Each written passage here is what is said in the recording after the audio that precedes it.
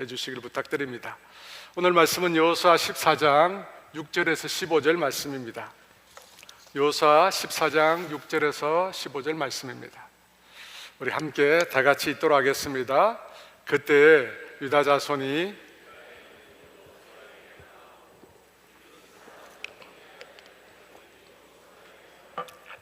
여호와께서 가데스 바네아에서 나와 당신에게 대하여 하나님의 사람 모세에게 이르신 일을 당신이 아시는 바라. 내 나이 40세에 여호와의 종 모세가 가데스 바네아에서 나를 보내어 이 땅을 정탐하게 하였으므로 내가 성실한 마음으로 그에게 보고하였고, 나와 함께 올라갔던 내 형제들은 백성의 간담을 높게 하였으나 나는 내 하나님 여호와께 충성하였으므로 그날에 모세가 맹세하여 이르되, 내가 내 하나님 여호와께 충성하였은즉 내 발로 밟는 땅은 영원히 너와 내 자손의 기업이 되리라 하였나이다. 이제 보소서, 여호와께서 이 말씀을 모세에게 이르신 때로부터 이스라엘이 광야에서 방황한 이 45년 동안을 여호와께서 말씀하신 대로 나를 생존하게 하셨나이다. 오늘 내가 85세로 돼 모세가 나를 보내던 날과 같이 오늘도 내가 여전히 강건하니 내 힘이 그때나 지금이나 같아서 싸움에나 출입에 감당할 수 있으니 그날에 여호와께서 말씀하신 이 산지를 지금 내게 주소서. 당신도 그날에 들으셨거니와 그곳에는 아낙 사람이 있고 그 성읍들은 크고 견고할지라도 여호와께서 나와 함께 하시면 내가 여호와께서 말씀하신 대로 그들을 쫓아내리다니. 여호수아가 여분네 아들 갈렙을 위하여 축복하고 헤브론을 그에게 주어 기업을 삼게 하며 헤브론이 그니스 사람 여분네 아들 갈렙의 기업이 되어 오늘까지 이르렀으니 이는 그가 이스라엘의 하나님 여호와를 온전히 쫓았음이라. 헤브론의 옛 이름은 기랏 아르바라. 아르바는 아낙 사람 가장 큰 사람이었더라. 그리고 그 땅에 전쟁이 그쳤더라. 아멘. 여러분 들으신 금을 위해서, 예배를 위해서 함께 기도합니다. 하나님 아버지, 참으로 감사합니다. 우리의 매일매일이 주의 은혜, 주의 사랑, 주의 손길에 달려있는 줄 믿습니다. 하나님, 우리를 붙들어 주시기를 원합니다. 악한 길로, 거짓된 길로, 하나님 죄의 길로 우리가 걸어가지 않게 하여 주시고, 하나님 우리를 늘 동행하여 주셔서 주님이 원하시는 길로, 주님과 동행의 길을 늘 걸어갈 수 있도록 하나님 은혜를 베풀어 주시옵소서. 주님, 이 시간 우리가 주님의 은혜를 사모하며 주의 말씀을 사모하며 하나님의 임재를 사모하며 이 예배의 자리에 나왔습니다. 하나님, 사모하는 심령 가운데 예비된 은혜를 베풀어 주시옵소서. 주님이 우리를 얼마나 사랑하시며 우리에게 얼마나 관심이 많으신지, 우리를 얼마나 지극히 생각하시는지 하나님 우리가 알게 하여 주시옵소서. 하나님의 마음을 느끼게 하시고 하나님의 생각을 우리가 깨달아 알 수 있도록 주님 은혜를 베풀어 주시옵소서. 주님, 이 시간 주 앞에 나오면서 물질로 주 앞에 경배를 올려드립니다. 우리가 드릴 수 있는 많은 경배가 있지만 또 하나님, 우리가 물질로서 하나님께 경배를 올려드립니다. 하나님, 드리진 이 물질이 하나님 영혼을 살리고 복음을 전하고 주님의 몸된 교회를 세우는 귀한 일에 귀하게 주님 사용되게 하여 주시옵소서. 또 하나님 아버지, 이 물질을 그 일을 위해서 아낌없이 드리는 사랑하는 성도 살아갈 수 있도록 은혜 베푸네.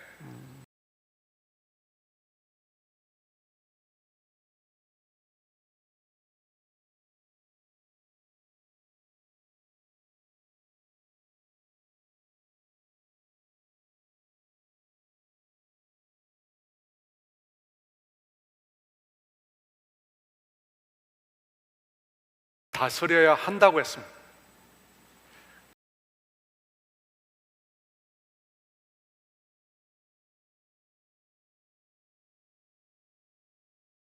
들어 자기의 성읍 오브라에 그것을 둡니다.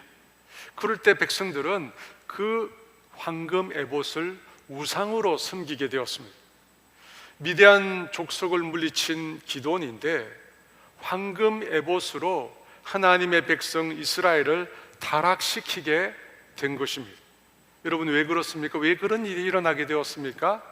자신의 업적을 기억하고 기념하고 싶은 욕망에서 그가 벗어날 수 없었기 때문입니다. 그래서 황금 에봇을 만들었고 결과적으로 이스라엘 백성을 우상 숭배로 타락시키고 말았습니다. 그리고 자신의 가문도 엄청난 재난을 받게 되었습니다. 백성들은 더 이상 기드온이 행한 일을 기억하지 않았고 그 가문을 후하게 대접하지도 않았습니다. 그리고 그뿐 아니라 기드온의 70명의 아들이 한꺼번에 처참하게 살해를 당하는 일을 겪게 되었습니다. 여러분, 기드온은 성공 이후에 찾아온 자신을 기념하는 그 유혹을 이겨내지 못하고 결과적으로 엄청난 비극으로 생을 마감하게 되었습니다. 그렇다면 지난주에 우리가 말씀드린 여호수아는 어땠을까요? 여러분, 여호수아는 모세와 비견할 만한 엄청난 위대한 업적을 남겼습니다. 홍해와 같이 요단강을 건넜습니다. 가나안 땅 정복 전쟁에서는 여리고와 같은 난공불락의 성을 정복했습니다. 그때로부터 7년 동안 가나안 땅 무수한 지역에서의 전쟁에서 승리를 했습니다.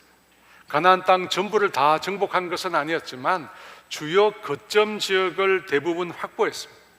여러분, 그렇게 성공적으로 자신의 임무를 완수한 여호수아, 그의 말년은 어땠을까요? 기드온과 같았을까요? 아니면 달랐을까요? 여호수아 19장 49, 50절 말씀은 이렇게 말씀합니다. 우리 같이 읽습니다. 이스라엘 자손이 그들의 경계를 따라서 기업의 땅 나누기를 마치고 자기들 중에서 눈의 아들 여호수아에게 기업을 주었으니 곧 여호와의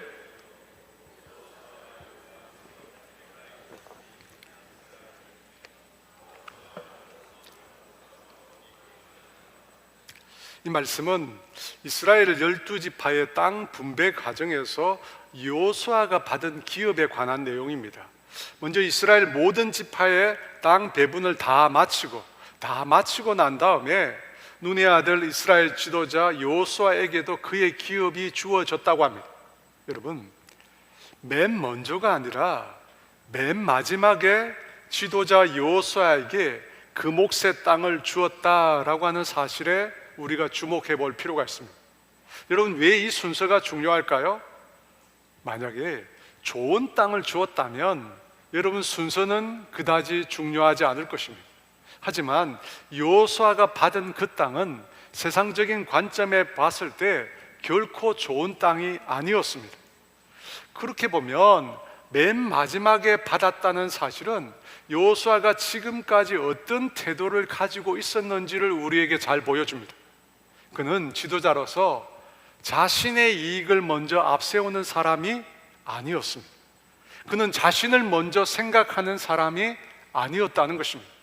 분명 여호수아는 가나안 땅, 그 땅을 분배하는 데 직접적으로 관여를 했습니다. 14장 1절에 보니까 이것은 이스라엘 자손이 가나안 땅에서 받은 기업, 곧 제사장 엘르아살과 눈의 아들 여호수아와 이스라엘 자손 지파의 족장들이 분배한 것이니라.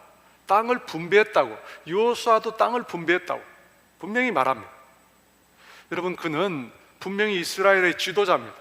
가나안 땅을 정복하는 데 가장 큰 공을 세운 사람입니다.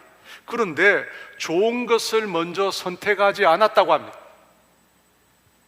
예전에 제가 뉴스를 보는데 한 국회의원이 양심 선언을 한 것 같아요. 국회에서 발언을 하는 내용을 본 적이 있습니다. 그 내용이 뭐냐면 우리나라 국회의원의 4분의 1이 서울 강남에 자기 소유의 집을 가지고 있다는 거예요. 서울 강남에 국회의원이 4분의 1이. 그러면서 그런 국회의원들이 만든 부동산 정책을 과연 국민들이 신뢰할 수 있겠느냐, 그렇게 얘기하는 것입니다. 여러분, 여호수아는 그런 지도자가 아니었습니다.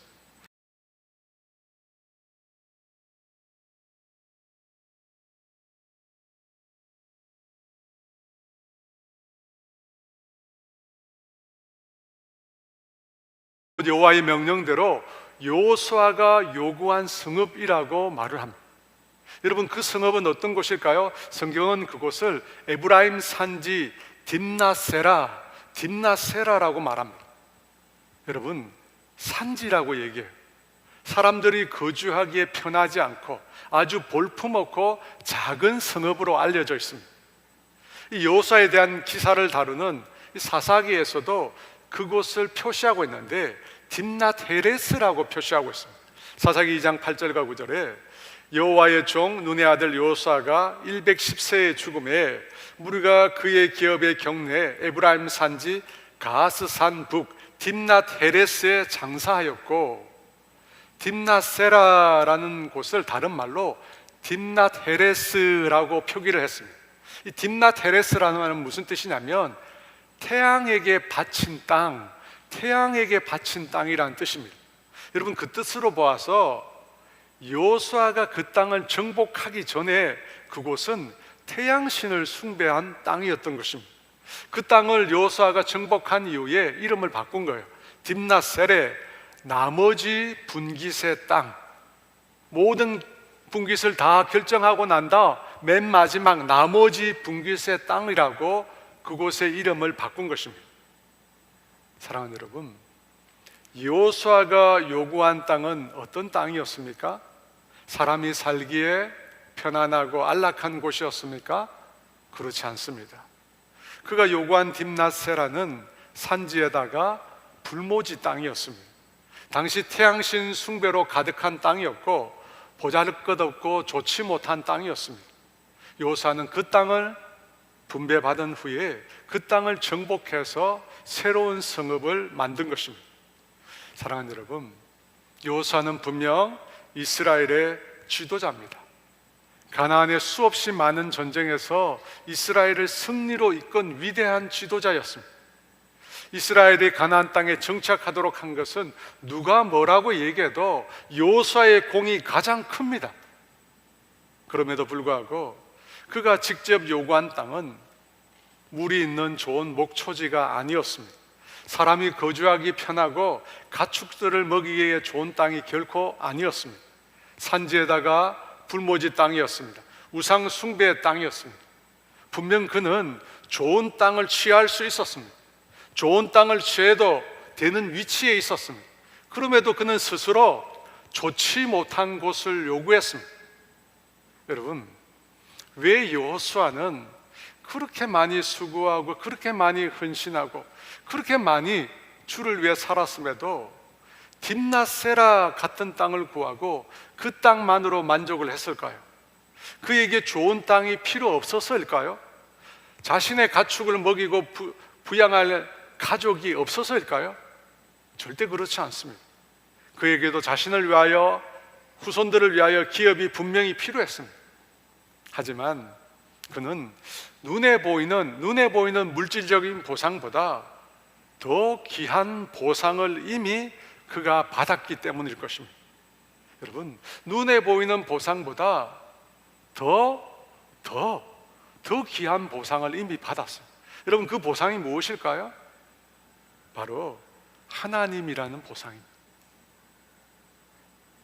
여호수아는 가나안의 수많은 전쟁을 통해서 하나님께서 자신과 함께 하심을 알게 되었습니다. 하나님이 아니면 결코 할 수 없는 일들을 너무나 많이 경험했습니다. 그 일을 통해서 여호수아는 자신의 진정한 기업은 눈에 보이는 땅이 아니라 하나님이심을 알게 되었습니다. 하나님을 믿고 섬기고 그분과 동행하는 것만이 인생의 가장 큰 기업임을 알게 되었다는 것입니다. 그래서 마지막 말년에 여호수아가 이런 고백을 합니다. 여호수아 24장 15절 말씀 우리 같이 있습니다. 만일 여호와를 섬기는 것이 너희에게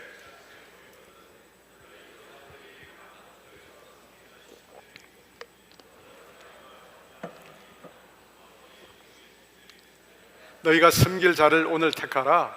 오직 나와 내 집은 여호와를 섬기겠노라. 사랑하는 여러분, 진정으로 하나님만을 섬기는 사람은 하나님만 그 인생에 남아야 하는 것입니다. 나가 남으면 안 되는 것입니다. 오직 하나님만을 나타내고 하나님만을 숨기고 하나님만을 영화롭게 하는 삶을 살아야 합니다. 여러분, 그것이 하나님을 소유한 사람들의 특징입니다. 우리는 여호수아에게서 그 모습을 발견하게 됩니다. 바라기는 저와 여러분 모두가 정말 우리 인생 가운데 하나님만 남게 되는 그런 주의 사람들 되시기를 주의 이름으로 축원합니다. 오늘 제가 두 번째 소개드릴 8번째 성경 인물은 갈렙입니다. 제가 갈렙을 언급하기 전에 여호수아의 마지막을 언급하지 않을 수가 없었습니다. 실제로 갈렙과 여호수아가 묻혀 있는 장소는 아주 가까운 곳에 있습니다. 서로 아주 가까운 곳에 자신들의 무덤을 만들었습니다. 두 사람은 이스라엘이 가나안을 정복하는데 없어서는 안 될 인물들이었습니다. 오늘 본문 6절 다 같이 보겠습니다. 그때 유다 자손이 길갈에 있는 여호수아에게 나오고 그니스 사람 여분네 아들 갈렙이 여호수아에게 말하되 여호와께서 가데스 바네아에서 나와 당신에게 대하여 하나님의 사람 모세에게 이르신 일을 당신이 아시는 바라. 갈렙이 여호수아에게 나왔다고 합니다. 그가 나온 것은 당시 여호수아를 비롯한 이스라엘 지도자들이 땅을 분배하기 시작했기 때문입니다. 그때 갈렙이 여호수아를 찾아와서 아주 오래된 한 사건과 말씀을 떠올리게 합니다. 곧 가데스 바냐에서 하나님께서 자신과 여호수아에게 하신 말씀이었습니다. 여러분, 가데스 바냐는 모세가 12명의 정탐꾼을 가나안 땅으로 정탐 보냈을 때의 일을 말합니다. 여러분, 그때 어떤 일이 일어났습니까? 정탐을 마치고 온 12명의 정탐꾼 중에 10명이 하나님이 약속하신 그 가나안 땅을 얻을 수 없다고, 하나님이 약속하신 땅을 얻을 수 없다고 부정적으로 보고합니다. 하지만 여호수아와 갈렙은 어땠습니까? 하나님이 함께 하시면 능히 그 땅을 취할 수 있다고 보고를 했습니다.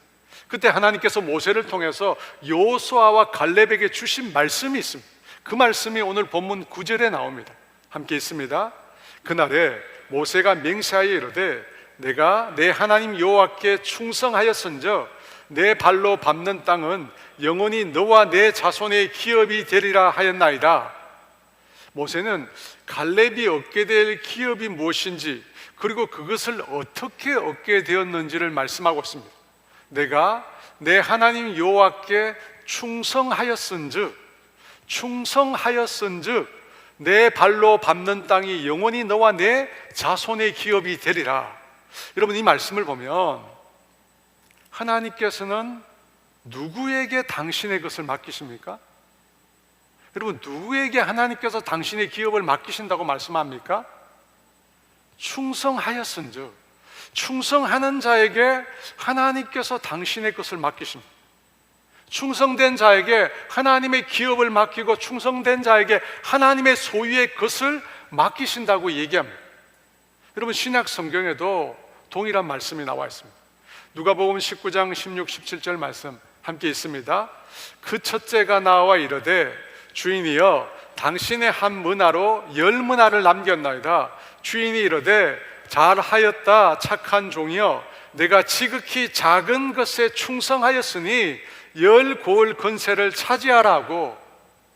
지극히 작은 것에 충성하였으니, 지극히 작은 것에 충성한 자에게 주님께서 당신의 10 고을을 이르라고 하는 건 많다는 거잖아요.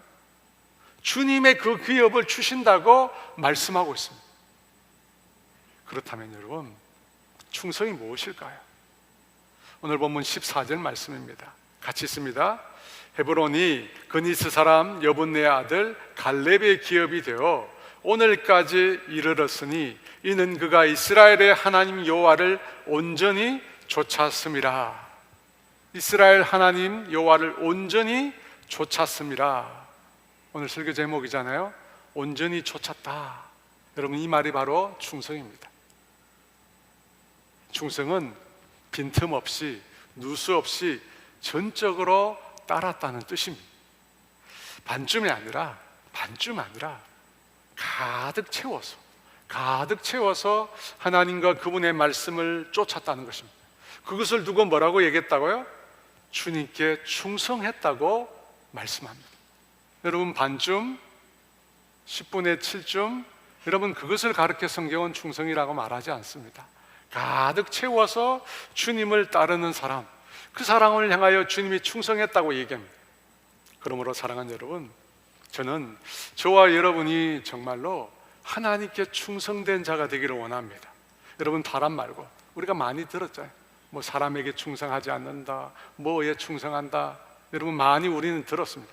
근데 우리는 그것이 아니라 하나님과 그분의 말씀에 충성하는 자가 되어야 합니다. 하나님과 그분의 말씀만 온전히 쫓아가는 사람들이 되어야 합니다. 여러분, 그 사람에게, 그 교회에 주님이 당신의 기업을 맡기신 겁니다. 여러분, 믿으십니까? 작은 일에도 충성한 자에게 주님께서 당신의 것을 맡기십니다. 작은 일에도 충성하는 자에게. 여러분, 이것이 성경이 말하는 진리입니다. 주님을 온전히 좇는 자에게 주님께서 반드시 그 기업을 주실 것입니다. 여러분, 믿으십니까? 갈렙은 가데스 바네아에서 하나님을 온전히 쫓았습니다. 하나님을 온전히 쫓았습니다. 10명이 불신하는데도, 온 이스라엘 백성이 불신하는 대로 하나님을 온전히 쫓았습니다. 그 충성의 결과로 하나님께서 모세를 통하여 약속의 말씀을 주신 것입니다. 갈렙이 가나안 땅에서 밟게 될 그 땅을 영원히 그와 그 자손에게 기업으로 줄 것이라고 하나님이 약속해 주셨습니다. 여러분, 그 다음 어떻게 되었습니까? 10절 말씀인데요, 우리 같이 있습니다. 이제 보소서, 여호와께서 이 말씀을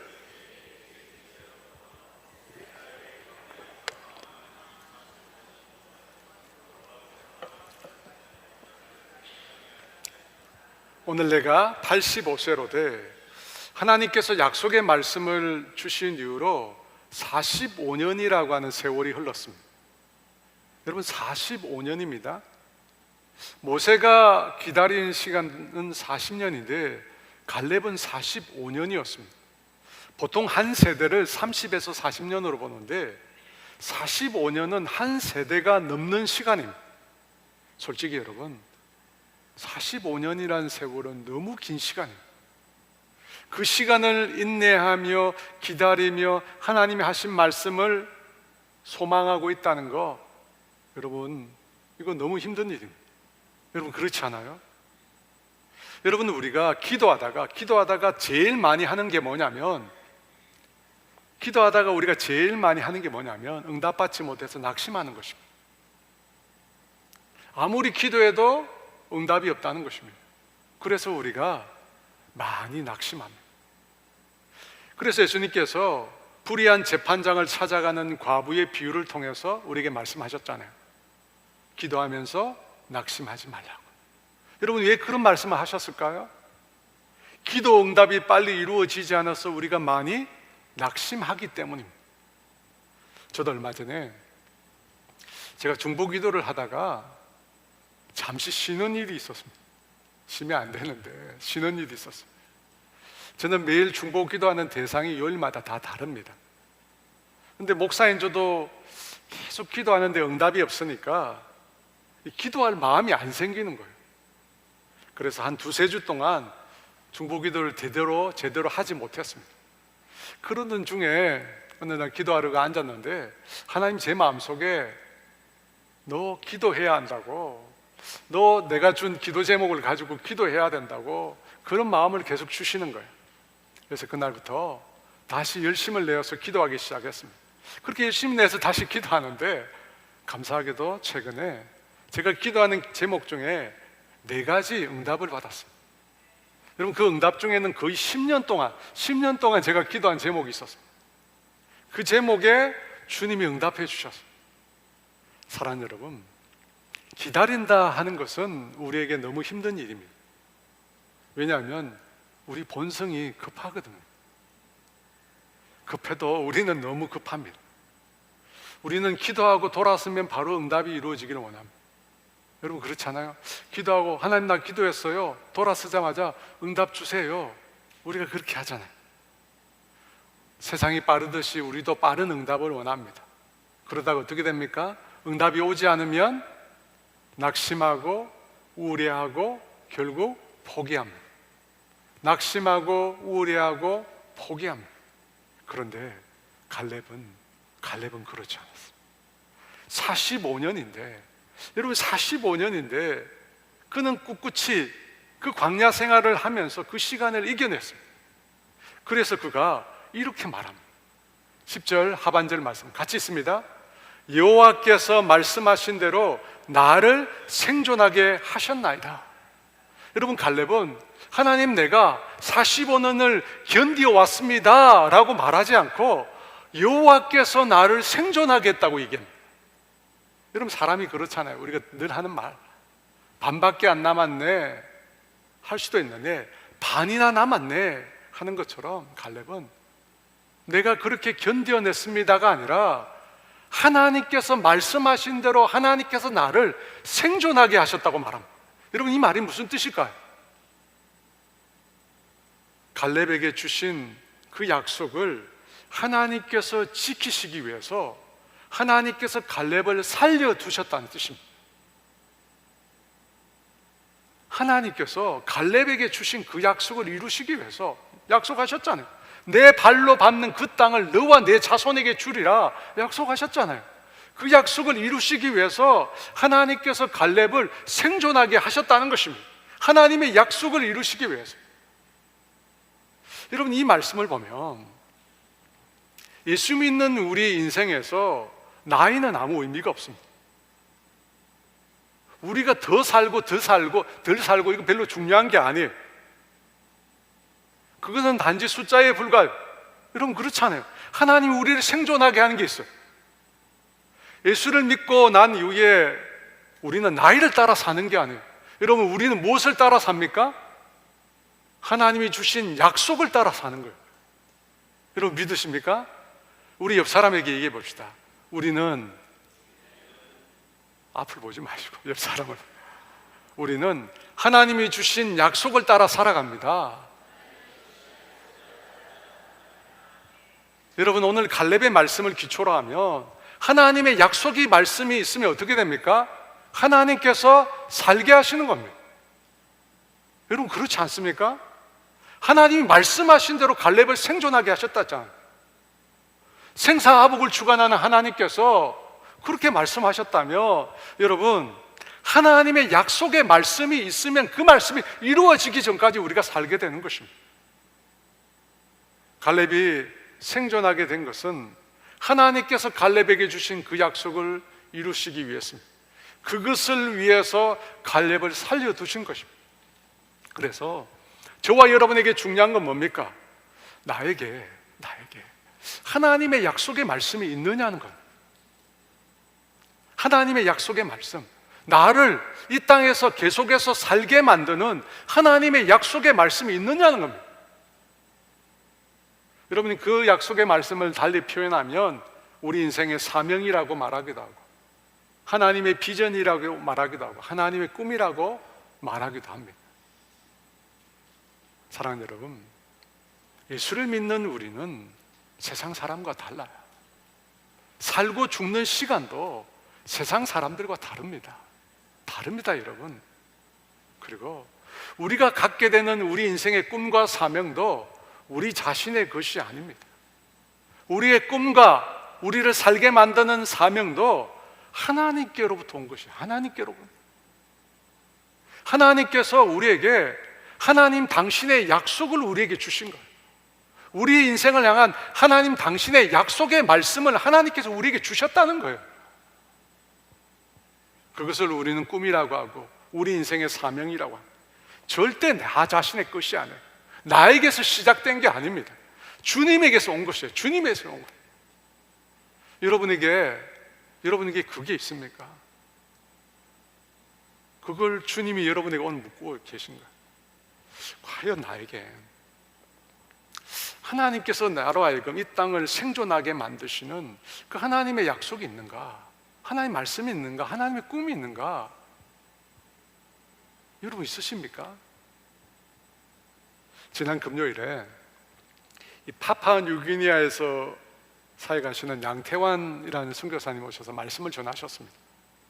그 말씀 중에 한 부족 어르신의 모습을 잊을 수가 없습니다. 이 모로베 지역에 부카와라고 하는 부족의 어르신입니다. 70이 넘었다는데 우리가 봐도 나이가 많아 보이잖아요. 70보다 훨씬 많으실 거예요. 그 종족은 태어난 해를 거의 모른답니다. 나이를 몰라요, 사실. 근데 이 양성교사님이 이분을 처음 만났을 때 뭔가 다른 점을 발견했습니다. 그 다른 점이 뭐였죠? 치아가 하얀색이었다는 것. 그 마을 사람들은 모두 어릴 때부터 마약성 열매를 씹기 때문에 치아가 빨갛다고 합니다. 근데 이분의 치아만 하얀 거예요. 그래서 어떻게 하얀 치아를 갖고 있느냐 물어보니까 어릴 때 예수님을 영접하고 마약성 열매를 끊었다는 것입니다. 그리고 이분이 자신의 부족에 대해 꿈을 가지고 있다. 어떤 꿈일까요? 자기 부족 모두가 예수님을 믿고 하나님을 예배하는 꿈일 것입니다. 그 일을 위해서 매주 금요일마다 아이들을 불러놓고 하나님의 말씀을 가르친다고 합니다. 사랑하는 여러분, 갈렙이 하나님께서 자신을 생존하게 하신 이유를 말할 수 있었듯이 오늘 우리 또한 하나님께서 나를 지금 이곳에 살게 하시는 이유를 말할 수 있어요.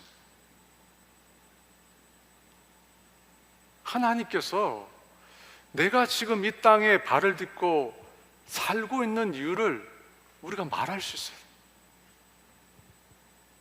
왜 내가 살고 있는지. 여러분, 하나님은 아무런 목적, 아무런 의미도 없이 우리를 살게 하지 않으십니다. 하나님은 분명한 목적을 가지고 계십니다. 저와 여러분을 향한 하나님의 뜻이 있어요. 소원이 있습니다. 하나님 그런 분이세요. 빌립보서 2장 13절에 이렇게 말합니다. 같이 읽어볼까요?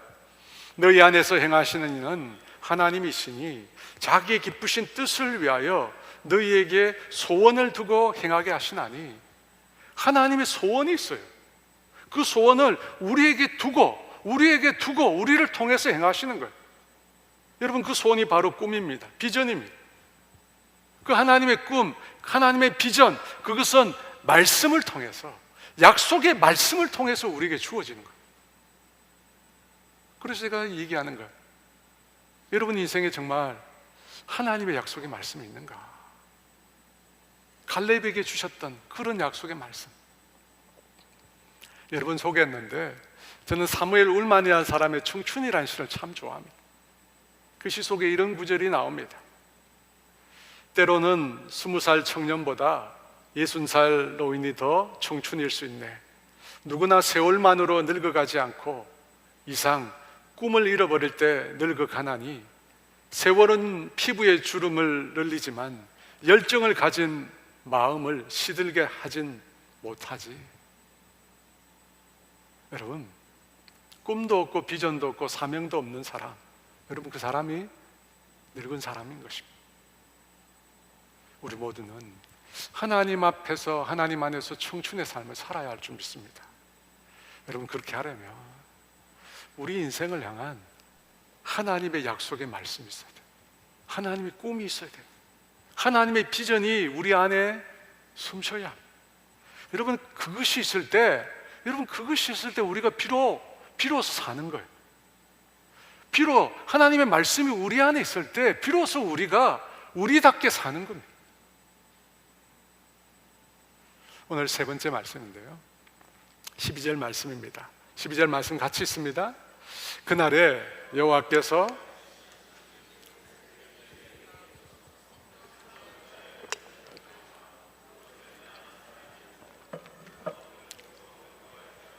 하나님께서 나와 함께 하시면 내가 여호와께서 말씀하신 대로 그들을 쫓아내리라 하니, 갈렙이 지명한 그 땅은 헤브론이라는 땅이었습니다. 여러분, 그 땅은 가나안 땅 중에서 가장 장대한 족속인 아낙 자손이 거주하고 있던 땅입니다.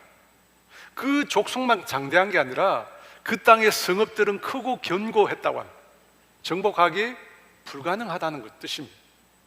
여러분, 이 헤브론을 묘사한 내용을 잘 보면 45년 전에 이스라엘의 12정탐꾼들이 그토록 두려워했던 땅이 헤브론이었다는 사실을 알 수 있습니다. 민수기 13장 33절 정탐꾼들의 보고입니다. 같이 있습니다. 거기서 네피림 후손인 우리는 스스로 보기에도 메뚜기 같으니 그들이 보기에도 그와 같았을 것이라. 이스라엘 12명의 정탐꾼들은 절대 그 땅에 올라가지 못한다고 했습니다. 우리보다 강하다고, 우리가 절대 이길 수 없다고 두려워했습니다.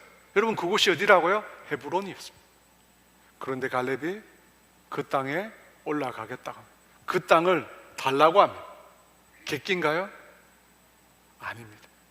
하나님 말씀하셨기 때문에, 하나님의 약속이 있기 때문에 너가 발로 밟는 그 땅을 너에게 주리라. 하나님의 약속의 말씀이 있었던 것입니다. 사랑하는 여러분, 어떤 분들은 꿈을 이야기하고 비전을 말하는 것이 배부른 소리라고 생각할 수 있습니다. 당장의 목구멍이 포도청인데, 살아가는 것이 힘든데, 생존이 힘든데 먼저 그걸 해결하고 나서 비전을 말하고 꿈을 말해야 하지 않나 하는 것입니다. 근데 여러분, 그건 잘못 안 것입니다. 우리 그리스도인에게 하나님의 사명, 우리 그리스도인들에게 하나님의 꿈, 하나님의 비전, 하나님의 소원, 그게 우리가 뭔지 모르기 때문에 우리가 힘든 거예요. 도대체 내가 왜 이 땅에 생존하고 있는지, 내가 구원받았는데 그럼에도 불구하고 왜 이 땅에 여전히 살고 있는지, 그 이유나 목적이 불분명하기 때문에 우리의 삶이 고된 겁니다. 저도 청년 때 그런 말을 많이 들었어요. 무슨 말이냐면, 인생의 사명을 발견하면 마음이 뜨거워진대요. 인생의 사명을 발견하면, 꿈을 발견하면 먹지 않아도 배고프지 않고 밤을 새워도 피곤하지 않대요. 그런 얘기를 많이 들었어요. 인생의 비전과 꿈을 발견하면 정말 열정이 넘치고 정말 에너지가 폭발하는 그런 삶을 살 수 있대요. 그런 얘기를 하도 많이 들었어요. 청년 때 제가 그 말을 듣긴 들었는데 무슨 말인지 이해하지 못했어요. 무슨 말인지, 도대체 인생의 비전, 뭐 하나님 살라고 하는 살면 되지, 뭐 별다른 비전이 있어? 성경이 말한 대로 살면 되지. 그런데 지금은 알 것 같습니다. 예수 믿는 우리 인생의 사명, 하나님께서 내 인생을 통해서 하시고자 하는 일, 여러분 그거 알 것 같아요. 여러분, 그걸 아는 순간 정말 마음이 뜨거워져요. 여러분, 그걸 아는 순간 정말 잠자지 않아도 피곤하지. 여러분, 그걸 아는 순간 포기하지 않게 됩니다. 왜 45년이라는 긴 시간을 갈렙이 기다릴 수 있었는가? 하나님의 말씀이 있었기 때문에, 하나님의 약속이 있었기 때문에, 하나님의 비전과 하나님의 꿈이 있었던 거예요. 내가 발로 밟는 그 땅을 너에게 주리라. 그 말씀이 살아있습니다. 그 말씀이 갈렙의 사명이 되었기 때문에 그는 그 말씀을 갖고 눈 감고 죽을 수 없었던 거예요. 하나님의 말씀이 있는데 이 말씀을 갖고 내가 죽을 수 없다는 거예요. 포기할 수 없다는 거예요. 메슬로라는 사람이 있는데, 이 사람이 창안한 욕구의 5단계란 피라미드가 있습니다. 아마 여러분 이 그림을 다 보셨을 거예요. 이 아래에서부터, 그죠? 생리적 욕구, 안전의 욕구, 사회적 욕구, 존경의 욕구, 자아 실현의 욕구. 이 사람들이 아래에서부터 위로 자꾸만 추구해 간다는 거예요. 가장 강력한 것은 밑에 거죠. 근데 밑에 것이 채워지기 시작하면 조금씩 위로 자꾸만 올라가게 됩니다. 그래서 최종 욕구가 뭐냐면 자아 실현의 욕구예요. 자기 자신의 그 자아를 실현하고 싶은 욕구예요. 그것이 최종적인 욕구라고 했어요. 근데 이 사람이 나중에 나이가 들어서 이 이론을 수정합니다. 자아 실현이라는 이 항목 위에 또 다른 항목을 하나 만듭니다. 여러분, 그것이 바로 초월의 욕구입니다. 초월의 욕구. 인간은 그분이 깨닫기를 자아를 실현하는 것으로 온전히 만족할 수 없도록 하는 것입니다. 우리에게는 우리 자신을 넘어선 뭔가 초월적인 욕구가 존재한다는 것입니다. 여러분, 신앙적으로 표현하면 그것이 바로 하나님께서 우리 인생에 부여하신 사명입니다. 사명이에요. 하나님의 꿈, 하나님의 비전입니다. 제가 처음에 신앙이 있는 비전은 자신에게서 나온 것이 아니라고 했잖아요. 여러분, 바로 이것 때문입니다. 여러분, 우리 모두는 본질적으로 하나님을 위해 살도록 지어진 거예요. 하나님을 위해 살도록, 우리 자신을 위해 살도록가 아니라 하나님을 위해 살도록 우리를 만드신 거예요. 여러분, 하나님을 위하여 살도록 하는 그 삶, 여러분, 그 삶에 우리의 존재의 목적이 있어요. 여러분, 우리가 그렇게 살아야 우리 인생이 영광스러운 거예요. 그렇게 살아요. 그래서 주님께서 주님을 위해 살도록 주님의 꿈과 주님의 비전을 우리에게 주신 거예요. 주님을 위해 살도록. 여러분, 그래서 그걸 구하셔야 돼요. 여러분, 그걸 구하셔야 돼요. 우리 자신에게 머문 거 말고 그걸 넘어선 걸 구해야 돼요. 여러분, 그걸 구할 때 그 속에 진짜 여러분 기쁨이 있어요. 나라는 존재를 넘어선 놀라운 기쁨과 만족이 있어요. 그러니까 여러분 자녀들에게 너 하고 싶은 거 하라, 그거 하면 안 됩니다. 여러분, 결국 그것은 자신을 우상화하는 거예요. 하나님과 상관없는 자기를 기념하는 삶을 살게 되는 거예요. 그래서 기도원이 그쪽으로 갔잖아요. 우리는 너 자신을 위해 살라가 아니라 너 하나님의 비전을 위해 살아야 된다고. 하나님이 너 인생을 만든 그 사명을 위해 살아야 된다고. 하나님의 꿈을 위해서 살아야 된다고 가르쳐야 돼요. 너가 원하는 게 아니라 하나님이 원하는 것을 위해 살아라고 가르쳐요. 서울 오륜교회, 여러분, 김은호 목사님의 꿈이 뭔지 아십니까? 여러 가지 꿈이 많으신데요, 제가 들었던 꿈 중에 참 귀한 꿈은 뭐냐면, 그분은 이런 꿈을 얘기를 많이 했어요. 수없이 많은 이 땅의 청년들이 두 손을 들고 하나님의 임재 가운데 하나님을 찬양하고 예배하는 꿈이라고. 이 땅에 수없이 많은 사람들이 예수의 이름으로 함께 모여 두 손을 높이 들고 하나님을 찬양하고 경배하고 예배하기를 원하는 그것이 자신의 꿈이라고 얘기했어요. 목사님은 그 얘기를 할 때마다, 그걸 생각할 때마다 가슴이 뛴다고 했어요. 그 그림을 생각할 때마다 가슴이 뛴대요. 사랑하는 여러분, 여러분에게는 정말 여러분의 가슴을 뛰게 하는 그런 꿈이 있으십니까? 여러분을 하여금 잠들지 못하게 하는 그 무언가가 있으십니까? 없다면 찾으세요. 여러분, 구하십시오. 저에게도 꿈이 있는데요, 제가 신학을 시작하려고 할 때 하나님 저에게 주신 말씀이 고린도 후서 1장 3절에서 6절 말씀입니다. 나는 모든 위로의 하나님이니. 그 말씀을 통해서 하나님께서 모든 인생을 위로하기를 원하시는구나 알게 되었습니다. 그때가 1998년인데요, 이사야 40장 1절, 내 백성을 위로하라, 그 말씀으로 저를 목회자의 길로 하나님 인도하셨습니다. 근데 여러분, 제가 늘 궁금했어요. 왜냐하면 저는 위로자에 잘 걸맞지가 않거든. 위로자는 뭔가 이게 사람이 따스해야 되잖아요. 저는 딱딱하거든요. 앞뒤가 늘 막혔다고 저희 어머니가 그랬어요. 왜 그래 앞뒤가 막혔냐고. 그런 제가 하나님, 제가 그런 제가 어떻게 하나님 백성을 위로할 수 있을까? 위로를 아니라 상처 주고 아픔을 주는 것이 아닐까, 정말 알게 모르게 고민을 많이 했어요. 제가 제자 훈련을 많이 했거든요. 뭐 은혜를 받았다는 사람 많지만 상처받고 원수된 사람도 많아요. 그러다가 2014년 5월이에요. 그때도 제자 훈련을 할 때인데 새벽 기도를 하는데, 제가 새벽 기도하는 시간에 문득 하나님께 질문을 던진 거예요. 하나님, 왜 저를 목사로 불렀어요? 하나님이 내 백성을 위로하라고 불렀는데 제가 보니까 제가 위로자가 아니거든요. 근데 왜 저를 목사로 불렀어요? 그때 주님이 저에게 그런 감동을 주셨어요. 너가 기도하는 걸 보았다.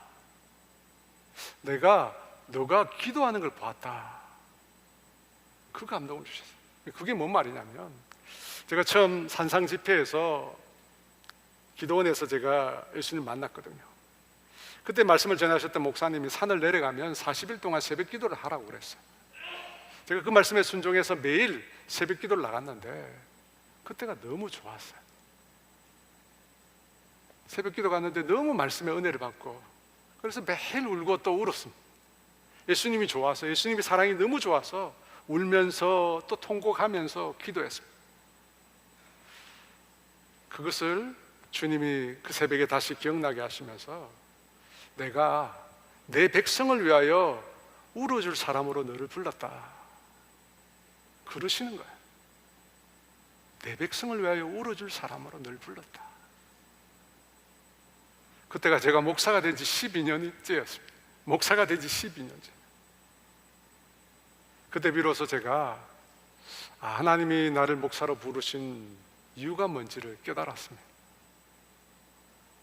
사랑하는 여러분, 제가 여러분에게 따뜻한 위로를 전해주지 못해도, 여러분의 아픔을 속속들이 다 살펴보지 못해도 제겐 그런 능력이 없습니다.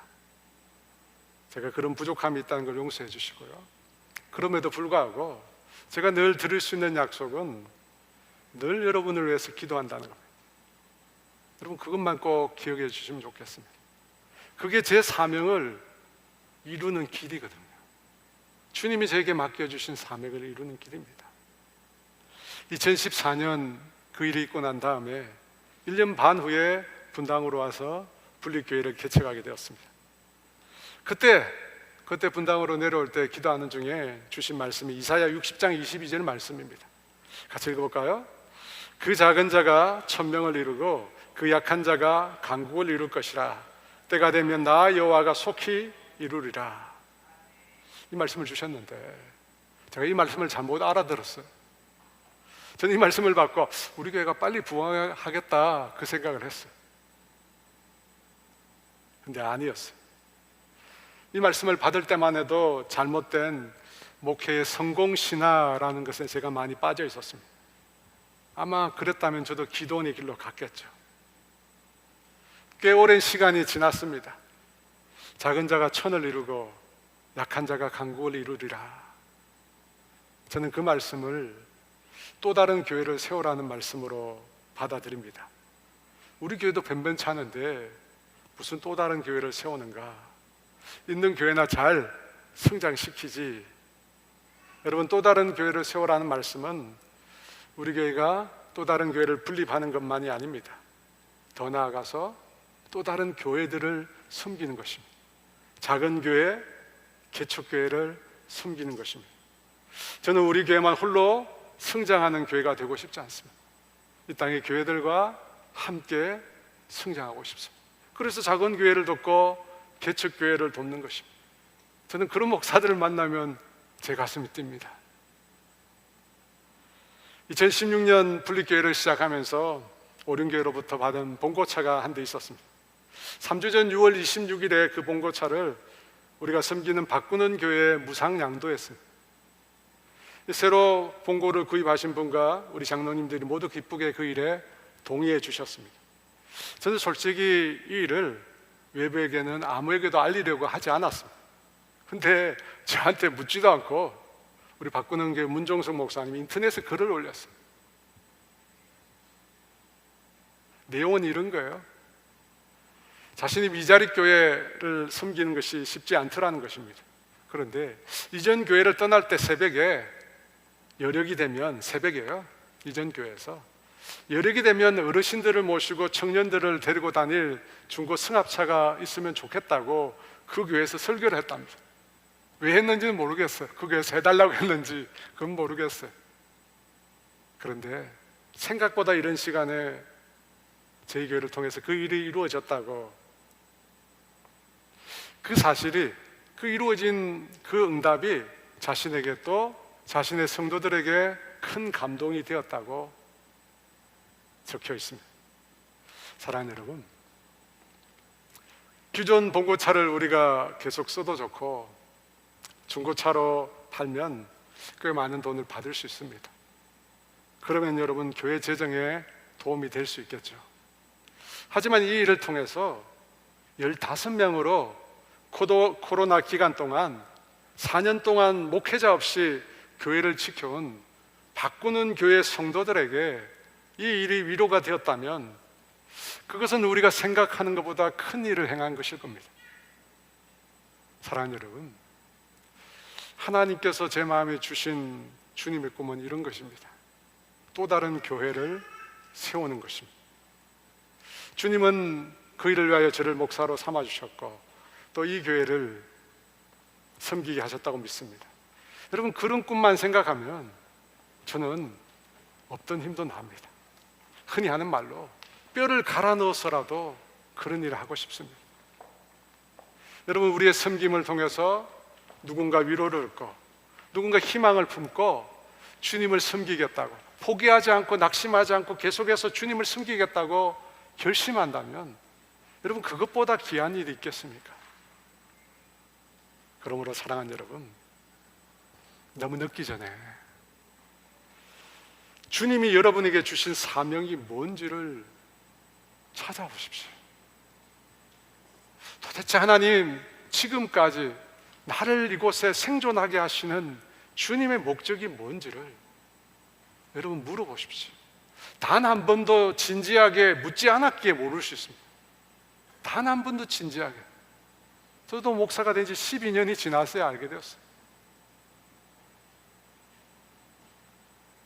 분명히 갈렙에게 하신 것처럼 주님은 약속의 말씀을 통해서 하나님 당신의 비전, 당신의 꿈을 말씀해 주실 것입니다. 여러분, 그러면 그 비전에 그 사명에 붙들려서 주님을 위해, 복음을 위해 귀하게 쓰임 받으시기를 주의 이름으로 축원합니다. 주님 말씀하시면 한 찬양인데요, 이 찬양 드리며 주 앞에 함께 나아가겠습니다.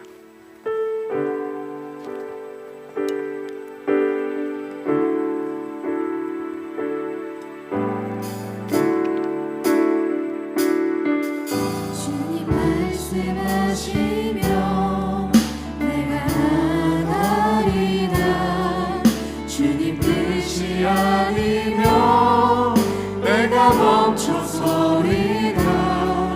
나의 가고 서는 것 주님 뜻에 있으니 오 주님 나를 이끄소서.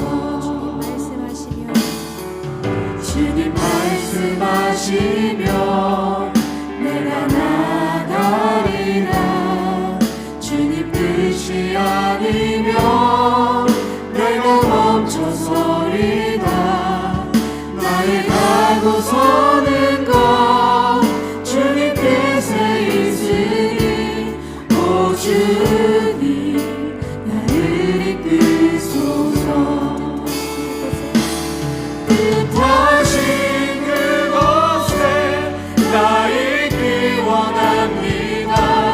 이끄시는 대로 순종하며 살리니 연약한 내 영혼 동하여 일하소서. 주님 나라와 그 뜻을 위하여 뜻하신 그곳에 나 있기 원합니다.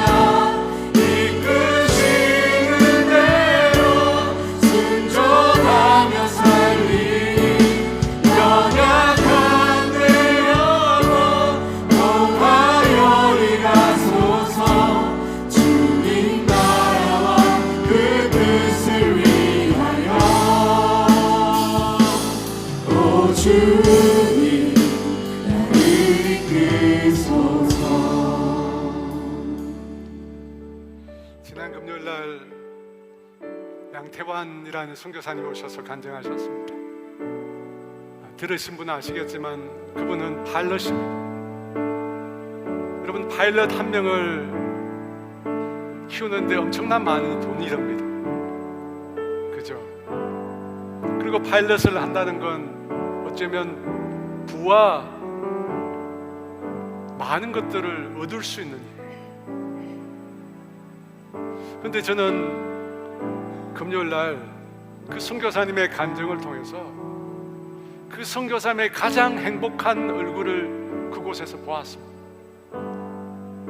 제가 오랜 기간 함께 지내면서도 보지 못했던 가장 행복해하고 가장 기뻐하고 가장 즐거워하는 모습을 저는 그날 보았습니다. 여러분, 왜 그럴까? 하나님께서 그에게 주신 약속의 말씀을 따라 인생의 비전을 발견하고 하나님이 주신 꿈을 따라 살아가고 있기 때문에, 여러분, 오늘 피었다 내일 지는 들풀도 하나님이 지으신 목적이 있습니다. 하물며 그 아들 예수 그리스도를 죽이시면서 구원하신 우리에게 하나님의 목적과 하나님의 꿈과 소원이 없을 리가 없습니다. 여러분, 모두에게 다 있습니다. 여러분, 그걸 찾으십시오. 그걸 찾으십시오. 그래서 내게 주어진 이 시간 동안 하나님 왜 나를 이 땅에 살게 하셨는지 하나님 내가 알겠습니다. 왜 나를 이렇게 살게 하셨는지 하나님 감사합니다. 그렇게 고백하는 저와 여러분 되었으면 좋겠습니다. 우리 주여 외치고 약속의 말씀 구하는 시간 갖도록 하겠습니다. 주여,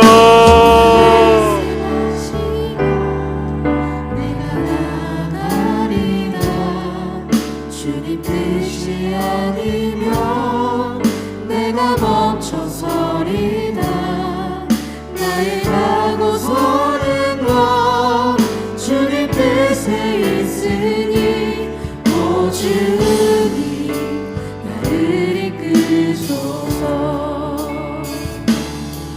주님 말씀하시면 내가 나가리라. 주님 뜻이 아니면 내가 멈춰서리라.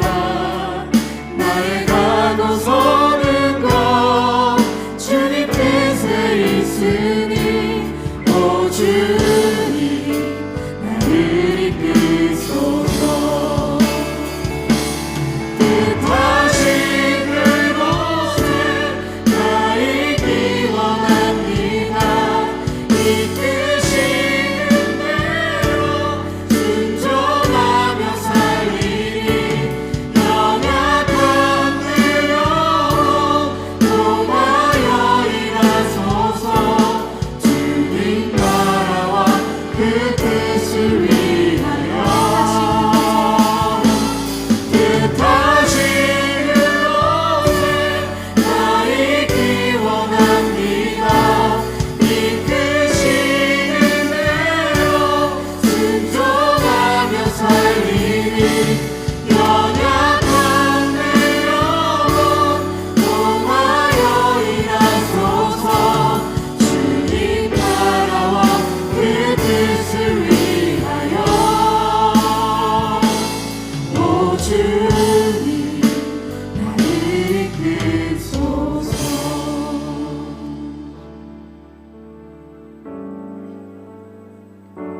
아버지, 주님은 우리를 하루살이 인생으로 우리를 만들지 않으셨습니다. 주님 당신의 원대한 그 계획을 이루어가는 동력자로 우리를 만들어 주신 줄 믿습니다. 그 하나님의 꿈, 그 하나님의 비전을 함께 이루어가는 존재로 우리를 불러주신 줄 믿습니다. 하나님 아버지, 우리에게도 알게 해주시옵소서. 여호와께서 약속하신 대로 나를 살겠다고 고백한 갈렙처럼 하나님 왜 지금 내가 이곳에 살게 하시는지 그 이유와 목적을 알고 하나님 그 길을, 그 비전의 길을 따라 살아가는 우리 모두가 될 수 있도록 은혜를 내려 주시옵소서. 지금은 우리 주 예수 그리스도의 은혜와 하나님의 다함이 없는 사랑하심과 성령의 교통하심과 인도하심과 위로하심이 하나님의 말씀 안에서, 약속의 말씀 안에서 인생의 비전을 찾기를 소망하는 사랑하는 성도들 위해 이제로부터 영원토록 함께 하시기를 간절히 축원하옵나이다.